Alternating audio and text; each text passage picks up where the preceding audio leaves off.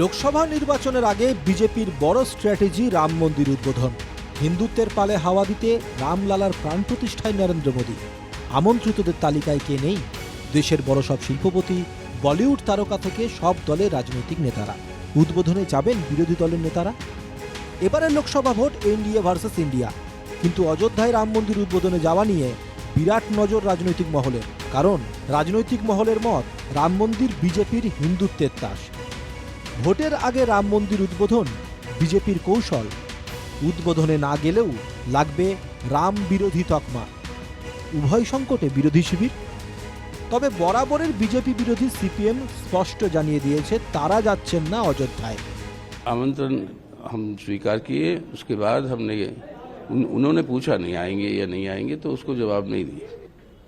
तो ऐसी परिस्थिति में वो स्टेट स्पॉन्सर्ड होने की जगह उसकी राजनीतिकरण जो हो रही है, इसीलिए हम वहां पे भाग नहीं लेंगे। কিন্তু কংগ্রেস সত্যিই উভয় সংকটে। সূত্রের খবর, হিন্দু ভোটের কথা মাথায় রেখে রাহুল সোনিয়া না গেলেও প্রতিনিধি যাবে অযোধ্যা রাম মন্দির উদ্বোধনে।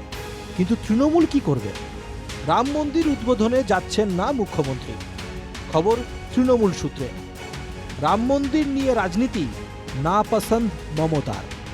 রাজনৈতিক মহলের মতে বাংলায় তৃণমূলের সংখ্যালঘু ভোটে ভাঙন ধরে এমন কোনো সিদ্ধান্ত নেবে না তৃণমূল। যদিও রাম মন্দির রাজনীতির অংশ হোক না হোক, হিন্দুত্বের পালে যে বড় হাওয়া লাগছে তা পরিষ্কার। সেই হাওয়া নিজেদের দিকে টানবে বিজেপি, তাও পরিষ্কার। কিন্তু অস্পষ্ট সেই হাওয়ায় বিজেপি ভোট বৈতরণী পার করতে পারবে কি না। Bureau report, NKTV Bangla.